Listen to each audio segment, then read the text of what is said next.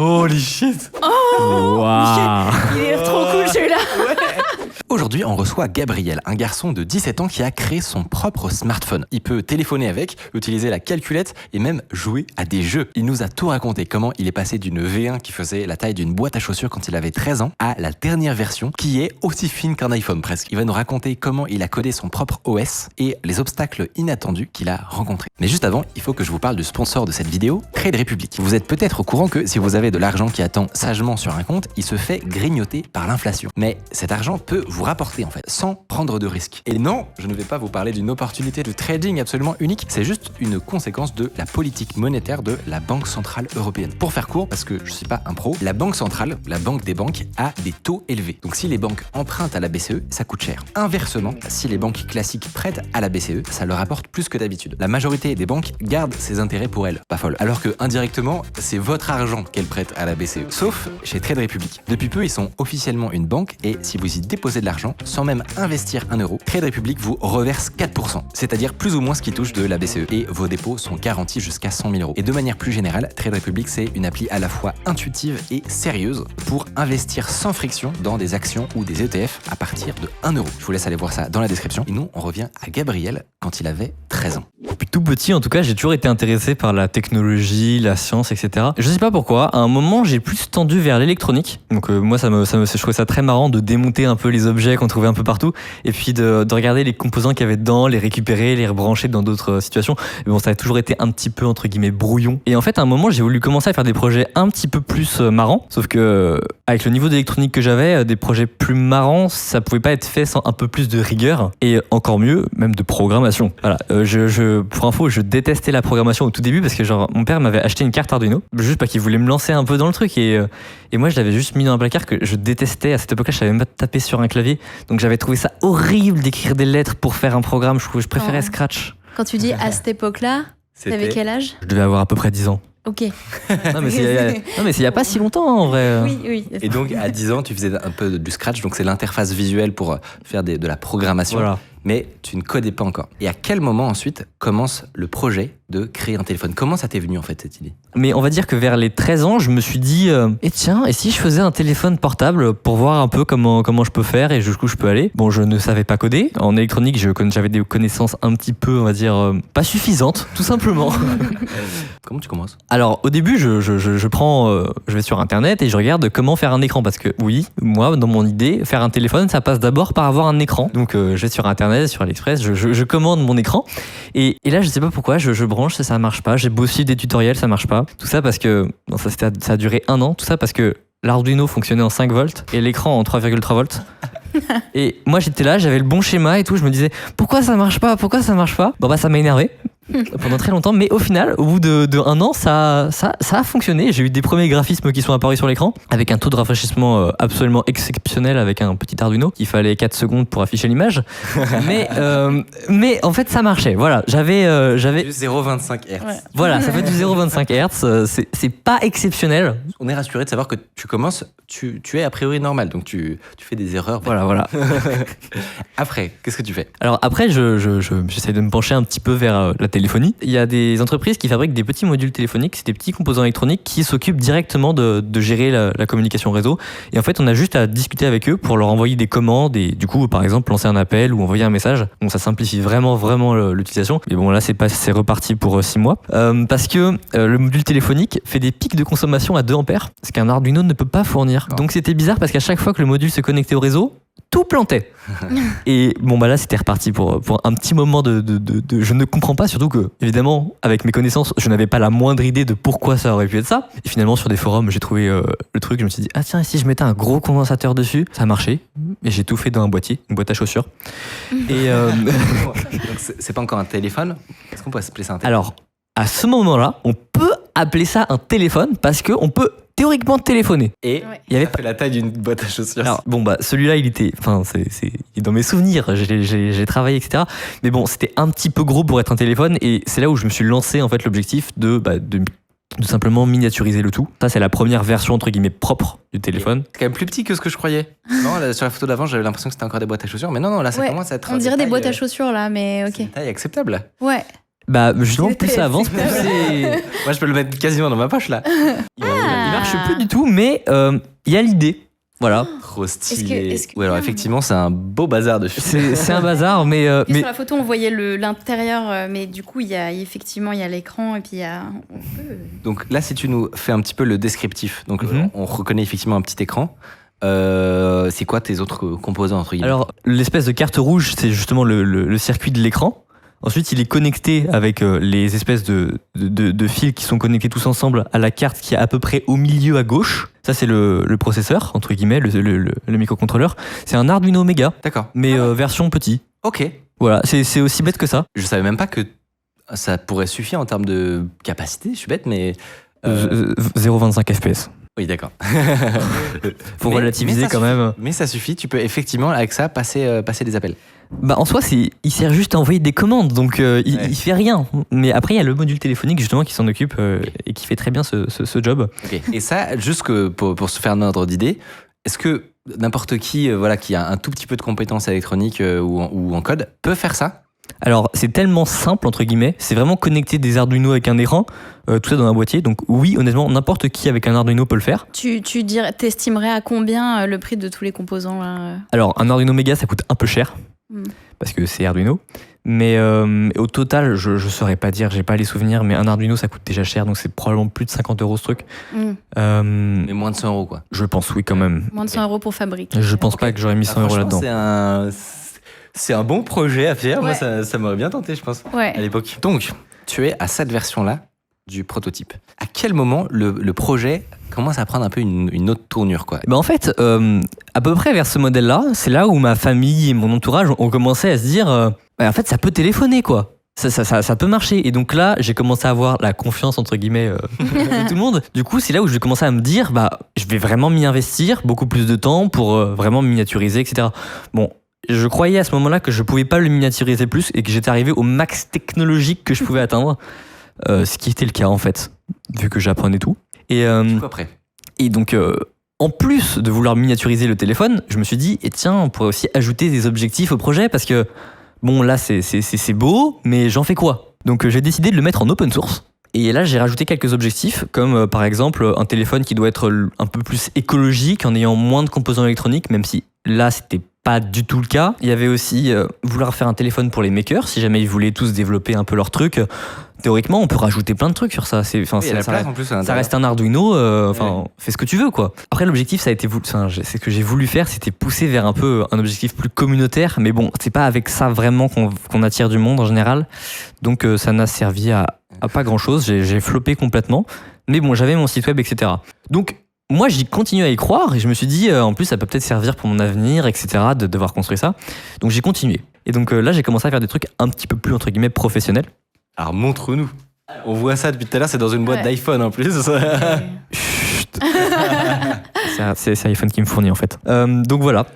Alors, Oh, stylé. Ultra cool. Oh là, ça c'est dingue. voilà. Donc là, ce téléphone est un peu épais, Oui, là voilà. mais... Ok. Mais il a la bonne, il a le bon format là. C'est ça, c'est le Et vous savez quoi? shape, adéquat. Et même, il fonctionne encore. C'est vrai? Ah, Donc ça c'est le résultat quand t'avais 15 ans. Donc à peu près Voilà, c'est- 2 ans plus tard. Voilà, à peu près 2 ans de travail. Ça, Live ça debug. ressemble à ça. Voilà. ah ouais, trop cool. C'est la même chose que Un ça, peu plus compact. en plus petit. C'est presque les mêmes composants, il y a juste l'écran qui est plus grand. D'accord. Oh, ça voûte. Voilà, Trop ça bien. voûte. Voilà. Et Tout à fait le numéro de On téléphone. reconnaît effectivement l'écran de déverrouillage. Donc du coup, pour continuer un petit peu l'histoire, le téléphone a continué à se miniaturiser. Oh, Et voilà, ça c'est la suite. Donc voilà, le téléphone a un petit peu réduit. Et l'électronique fait moins peur aussi. Voilà. Plus, Ah mais oui, mais qu'est-ce que c'est propre. c'est rangé. Voilà. Est-ce que tu peux Le montrer un peu cable management. Si ça, là, exactement, il y a du cable management, là il y a les petits fils orange là qui sont Nickel. magnifiquement bien ordonnés. Et, bien comme on aime tout ça. et donc lui, c'est aussi le premier qui marche vraiment. Ça, c'est un truc qui est fait avec des composants qui peuvent s'acheter sur Internet. Le projet qui est open source. Donc là, théoriquement, moi, de chez moi, si j'ai une imprimante 3D et que peux le faire. j'achète les bons composants, je peux refaire le téléphone. Exactement. Et normalement, il est chargé. Alors on va voir si jamais il va démarrer. Trop stylé. Waouh. Franchement, l'interface est très cool. Voilà, il y a. Franchement, c'est joli. Il faut taper avec des ongles parce que c'est un écran résistif. Et oui, malheureusement, Mais alors comment on revient en budget arrière seulement. Donc c'est vraiment beaucoup moins cher. Bah je croyais, mais dans le futur, dans la suite de l'histoire. Ah, Ça change. on va y arriver, ok. Comment est-ce qu'on revient en arrière? Il y a le bouton menu en fait. Ah oui, il y a une autre expérience utilisateur. En fait, le bouton menu sert à la fois à te mettre en mode veille, à yes. aller au menu et aussi aller à la page précédente. Ok. Donc en gros, si tu spam-cliques, tu étins le téléphone. C'est de l'innovation de l'interface. Un bouton. Ok. Il y a un snake. Il y a un snake. Il y a un- Vous m'avez perdu. Quoi Il y a- Bah, il y a continue un le live sans 2048 moi, aussi, c'est bon. hein. C'est mort. C'est vraiment trop bien. C'est très cool. Il est beau quand même. Mais oui, mais l'interface est soignée. Mais honnêtement, je vais le dire, c'est plus propre que certaines distributions d'Android. Hein. Non mais, C'est épuré, en tout cas. mais oui, c'est purée. T'atteins combien de FPS là, par exemple, sur ça? On pourrait atteindre environ 19 FPS. Dans les faits, il a besoin de faire le rendu entre temps. Donc on n'a pas 19 FPS, on a plus 3-4 FPS. Ok. Que ça prend du temps de faire le rendu, surtout que le rendu est aussi fait avec une RAM externe, parce que la RAM de 4 mégas est externe. Mais ça veut dire quoi? Bah, ça veut dire que c'est un autre composant. D'accord, ah oui, donc c'est pas. Enfin, intégré dans le même boîtier de module. l'ESP32, mais c'est un autre composant, parce que le processeur, il a que Ok, ok. 300 kilooctets. Et alors, la question que moi j'ai envie de poser, c'est et maintenant? Holy shit! Waouh. Il est trop cool celui-là. Alors là, on est passé à un niveau de professionnalisme beaucoup plus élevé, avec une beaucoup plus grande qualité de design, et surtout, Ah ouais. pour ceux qui s'y connaissent en électronique, l'introduction des PCB. Mais c'est ça, voilà, il n'y a plus de fil concrètement. Ouh. Tout est sur une carte qui est gravée avec les bons circuits. Et donc, de 1, il n'y a plus de faux contacts. Donc c'est super. Et surtout, ça prend beaucoup moins de place en fait. Mais c'est magnifique. C'est génial. Voilà, donc vous pouvez voir le vrai PCB. Non, mais ce qui est trop dingue, Wow. c'est de il est voir cool. c'est de voir la transition en fait entre le tout premier truc. Ah bah c'est sûr que Ouais. là, il y a une transition. Entre ces deux trucs-là, c'est pas la même chose. Hein. Bon, la batterie est encore un peu petite, mais bon. Du coup, t'achètes. En fait, t'envoies des plans. Alors, il y a des entreprises, beaucoup d'entreprises, ça se fait de plus en plus aujourd'hui, qui permettent de fabriquer des PCB personnalisés. Donc en gros, tu le designs sur ton logiciel, puis voilà, c'est EasyEDA, c'est sur quoi je design mon circuit. C'est Donc de la tu GAO, crées c'est tes plans là. Voilà, je sais pas si c'est le meilleur, mais en tout cas, moi j'ai toujours utilisé ça et ça marche à peu près. Et voilà, comme on peut voir, il y a LCSC qui est un fournisseur de composants électroniques et GLC PCB qui est justement l'entreprise qui fabrique les PCB, D'accord. qui permettent de, justement, voilà, là on peut directement fabriquer son PCB pour pas cher en plus. Après, j'ai commencé à vouloir faire un truc un peu plus professionnel et donc là j'ai quand même mis 10 PCB pour arriver à ce truc-là. Ok. C'est Ah ouais. c'est pas comme ça. Tu l'as pas Ouais, fait d'un coup. ok. Non, non, j'ai pas fait d'un coup. En fait, c'est vraiment par itération. C'est Ouais. très très long en fait. J'ai une question hyper con. Tu es, on le rappelle, actuellement en terminale. Qui finance ça? Alors, jusqu'à ce modèle-là, bah, c'était mes gentils parents, voilà, qui m'ont toujours bien financé mon les imprimante bestes, 3D, mes Ouais. fers à souder. T'imagines, depuis le tout début, ça t'a coûté combien en gros toute cette histoire? Arriver Alors, à ça là. Au total, je pense que ça m'a pas coûté, ça leur a pas coûté plus de 300 €. Bon, ils me diront que c'est peut-être plus ou peut-être moins, Non, mais c'est pas beaucoup en effet. c'est minuscule vraiment pas pour un beaucoup. projet Ouais. comme ça. C'est Si on vraiment- compte pas l'imprimante 3D. J'allais dire. Ah oui. En composants électroniques, je pense qu'on est à moins de 200 €. Ok. C'est beau. En Hein. vrai, Ouais. Franchement. stylé, Et en Carrément, plus, la coque, abordable. c'est une coque biosourcée avec du PLA français. On est chez Naturalia. de, Ouais. de recyclage de coquilles Saint-Jacques pour donner la teinte blanche. Voilà. Énorme, en vrai. Mais oui, mais vraiment, voilà, c'est comme ça un peu d'écologique en plus, pourquoi pas. En fait, il y a deux problèmes à ce modèle-là qui du coup me poussent à ma dernière version. C'est que de 1, l'écran est de basse qualité. Il y a un deuxième problème, c'est qu'il fonctionne en 2G. Parce que la 2G, c'est moins cher Ah oui. en composants électroniques. Ok. Pour donner un ordre d'idée, un module loader une 2G, page, quoi. ça coûte environ 9 €. Ok. C'est pas cher. Par contre, le module 4G, c'est 30 €. Ah ouais. Prix d'entrée. Wow. Voilà, donc... Ça reboucle avec notre sujet de la dernière fois sur les licences absolument abusées qu'il y a sur les. Bah c'est ça exactement et Ça je, double le prix de C'est ton dingue. truc. je sais pas si c'est les licences mais c'est la moitié du prix en fait concrètement c'est énorme. Tout ça nous mène à l'apothéose, au climax. Voilà. Qu'est-ce que tu nous prépares pour la suite? Faut savoir que je suis sorti du budget de mes parents parce que comment dire là ça commence à coûter un peu cher au niveau PCB etc donc même four matériel ça coûte cher donc j'ai ouvert une cagnotte. Bah bien sûr. Mais ouais. Non, mais t'as. Vous pouvez ouais. donner, c'est ouvert hein. Trop bien. Et justement, dessus, j'ai récolté pas mal d'argent. Et ce qui va me permettre de vraiment développer le projet beaucoup plus loin. En 2000 €, c'est peu pour un projet, en fait, mais c'est C'est ce que tu as besoin. Vraiment 10 fois le budget que j'avais. Bah, Donc c'est j'ai vraiment pouvoir aller beaucoup plus loin avec ça et aussi financer pourquoi pas des téléphones pour les gens qui travaillent parce que je suis plus tout seul. C'est quoi là, si tu devais nous vendre la prochaine version Alors, saxophone? déjà la prochaine version, je l'ai presque déjà. Ok. Juste qu'elle marche pas très bien. Attends, mais là. Il y en a un autre. Il y en a un autre. Alors lui, il a pas de boîtier parce qu'il est pas encore designé. Donc là, on a tout le circuit à nu entre Ah guillemets. ouais. C'est trop fin. Donc là, ce qui est vraiment génial par rapport à l'autre, c'est que c'est un écran en verre. Ok, ouais. Là, on voit bien avec les reflets. Premium. Et là, la carte est directement. Enfin, il manque rien, quoi, en fait, là. Là, il y a tous les composants dessus, d'accord. Il y a même l'écran, etc., bien câblé, avec une dalle capacitive. Enfin. Ah, mais franchement, ça a marché il y a une semaine. J'étais là, je peux jouer au 2048 de manière agréable. Et le dernier truc, c'est l'intégration du modèle 4G, enfin d'un module 4G là-dedans, Ah. qui coûte 30 €. La moitié du prix. Et aussi qui a un petit peu grossi. T'as vu? Non, mais je sais pas si t'as vu la taille du module. C'est énorme. Ça, c'est comme ça dans les téléphones normaux? Mais je sais pas. J'imagine que. On n'a pas déjà démonté Mais un non, mais en fait, c'est une autre technologie. C'est vraiment, ça n'a rien à voir, quoi. Ok. C'est là, moi, en soi, c'est encore de l'Arduino, hein. L'objectif, à long terme, c'est de pouvoir vendre sous forme de kit. Que n'importe quel maker puisse vraiment acheter le PCB et le monter avec le boîtier 3D, par exemple, commandé sur Internet. Et puis avoir un téléphone qui marche, quoi. Concrètement, c'est surtout ça l'objectif. C'est n'importe qui peut fabriquer soi-même son téléphone chez soi, mais qui marche. Et puis ce sera un téléphone du coup avec les mêmes objectifs, minimaliste, léger, pas cher, le plus écologique possible, enfin, c'est ce qu'on essaye de faire, et avec un tutoriel bien monté, etc., pour en faire vraiment une plateforme de développement. Donc à la fois ce serait justement une plateforme de développement, mais ce serait aussi un téléphone vraiment utilisable. J'ai une question qui me vient. Ça ne ressemble pas à iOS, ni à Android. Qu'est-ce que c'est que ce système d'exploitation? J'ai dû concevoir, entre guillemets bien sûr, mon propre système d'exploitation. Sauf que là, en fait, dessous, il y a déjà un OS. Pour les derniers modèles, ça va être FreeRTOS. Et justement, sur cet OS-là, en fait, j'ai construit juste un gros programme Ouais. Arduino Ok.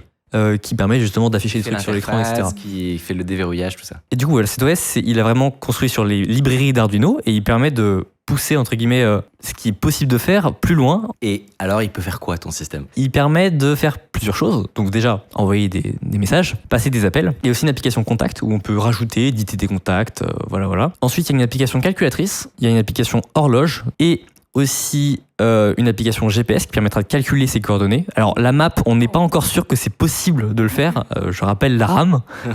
Mais bon, on va faire de notre mieux. On travaille actuellement sur un système de store. Oh, ah ouais. Voilà, parce que Store, mais non, mais c'est dingue. la plus grande difficulté en fait au niveau des applications, c'est qu'elles sont codées du coup en C++. Et donc pour installer une application, il faut absolument recompiler la totalité de l'OS. C'est logique en fait. Hein. Ouais. Mais du coup, on peut pas installer d'application et on peut pas avoir Python non plus. Comment on fait? Bah, dis-nous. Et c'est là que Lua est venu. Alors Lua, c'est un langage pas très connu, mais bon que visiblement tu connais. Et donc l'objectif avec ce Lua, c'est de pouvoir lire des applications dans la carte SD et de pouvoir les afficher, avoir des événements, des opérations, etc. Stylé. qui fonctionnent dessus. Justement, l'application Lua en l'occurrence c'est déjà développée. Bon, il manque encore des fonctions à rajouter pour que les développeurs soient entre guillemets plus libres. Et l'objectif à long terme avec cet interpréteur Lua, c'est de faire un store sur le site paxo.fr et ensuite on aura juste à brancher le téléphone à l'ordinateur et via le navigateur web, on pourra envoyer des applications Oh, à installer. trop stylé. Tu vas créer le Paxo Store. Voilà, le Paxo Store, c'est pas encore bon niveau équipe de développement du site web, mais tout manière, c'est pas encore bon au niveau de l'OS, donc on a le temps. C'est génial. Et à propos de projets communautaires très stylés et de systèmes d'exploitation, je vous invite à aller voir la vidéo qu'on a fait sur Asahi OS. Autrement dit, le projet qui va vous faire courir acheter un Mac. C'était dans cette vidéo.